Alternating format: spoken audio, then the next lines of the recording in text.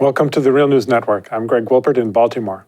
The civil war in Libya has turned into a full-on proxy war. Libya has been in turmoil ever since the Arab Spring of 2011, when Muammar Gaddafi was overthrown largely thanks to NATO's bombing of Gaddafi's forces. Libya then became a free-for-all for warlords and jihadists.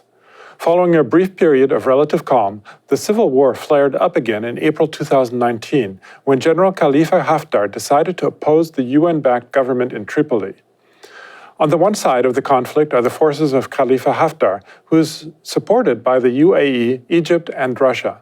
On the other side is the UN-supported government in Tripoli, the so-called Government of National Accord, or GNA, which Turkey also supports. Ceasefire talks in Moscow collapsed on Tuesday when Haftar refused to sign the agreement. New talks are now scheduled to take place in Berlin on Sunday in a desperate attempt to stop the civil war from destroying the country even more. Leading up to the talks, Jordan's King Abdullah talked about Libya in the European Parliament in Strasbourg. What if next time neither side steps away from the brink, dragging us all towards untold chaos? An all-out war jeopardizes the stability of the entire region. What's more, it risks massive disruptions of the entire global economy, including markets, but threatens a resurgence of terrorism across the world. What if Libya collapses into an all-out war and ultimately a failed state? What if Libya is the new Syria, just much closer to the continent you all call home? Joining me now to discuss the civil war in Libya is Greg Shupak. He's professor of media studies and English at the University of Guelph in Canada and is the author of the book The Wrong Story, Palestine, Israel, and the Media.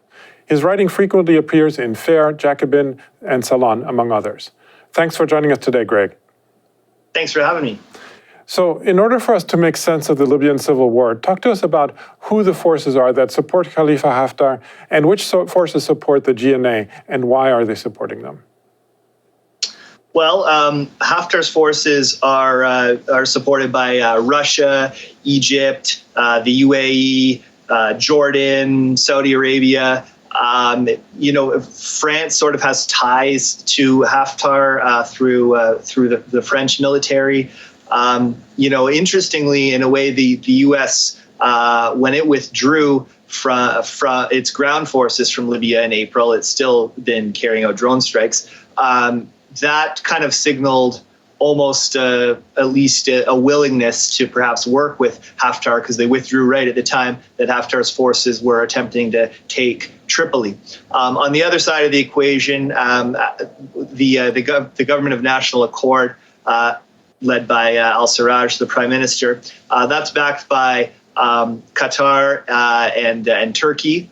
Turkey is now sending in what amount to mercenary forces from what was once called the Free Syrian Army, an armed opposition group in the Syrian war. So essentially what this amounts to is one more stage for international proxy war, and in particular in this case the Gulf proxy war, where you have the Saudis and UAE on one side as well as Egypt against Qatar. So in this sense it's a fallout from the Qatar-Saudi UAE rift that's been ongoing since at least 2014.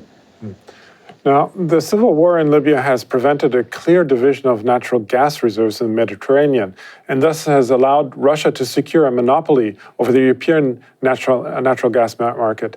So perhaps for Russia, the Libyan civil war is actually in its interest, which is also why the ceasefire talks might have failed on Tuesday. What do you think? And do you think there is more reason to expect a ceasefire to emerge from the talks in Berlin instead? Okay, so yeah, there's a couple points there. I would first say that very much all parties to the Libyan conflict are driven by Libya's enormous resource wealth, natural gas, obviously oil, and in fact, one of the major reasons that the United States got involved in the regime change effort in 2011 was because designs on Libyan resources, and particularly Libya as a kind of gateway to resources elsewhere in Africa. So, that's very much at play. And there's been some suggestion that the reason Russia and Turkey are trying to broker a ceasefire is because Russia and Turkey want to work together on sort of dividing up the spoils in Libya. They back the opposing sides, as we mentioned earlier. As to the other question, I don't think that the Sunday talks in Berlin are particularly likely to lead to any kind of longer-term peace. There's this fragile ceasefire right now.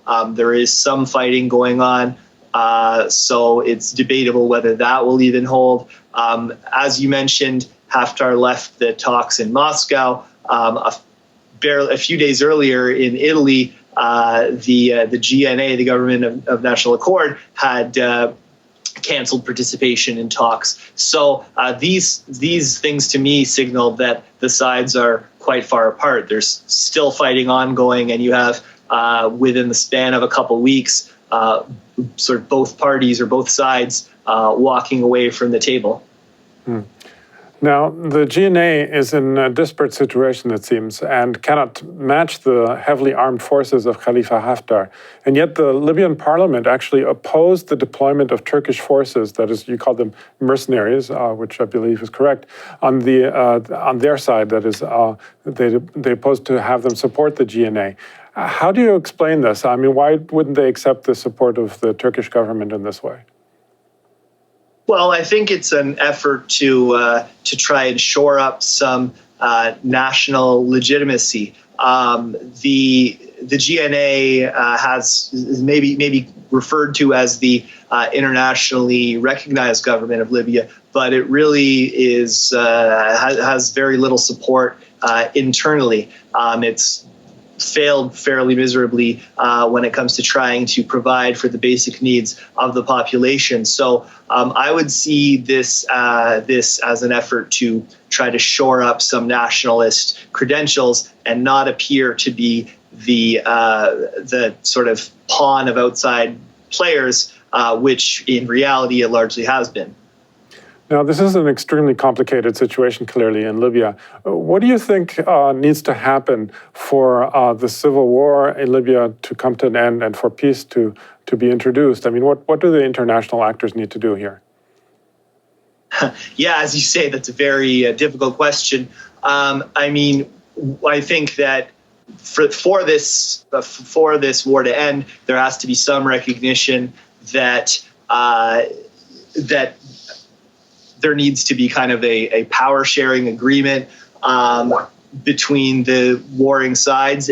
That may not lead to the prettiest outcome, but at this moment, Haftar is quite strong militarily, and the GNA has substantial backing outside of Libya as well. So I don't know that there's any magic bullet for a particularly just or outcome or a particularly bright future. But I think the fundamental issue is that the outside backers have to essentially calculate that they will benefit more from peace in the country than from war. But I think to a large extent, the outside backers are seeing this as a zero-sum game where they think they can sort of win the whole pie, as it were. And until that changes, then I imagine the factions will go on fighting.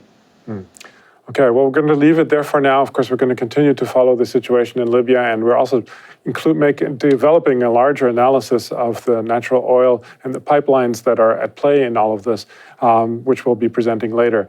But we're going to leave it there for now. I was speaking to Greg Shupak, Professor of Media Studies at the University of Guelph in Canada. Thanks again, Greg, for having joined us today.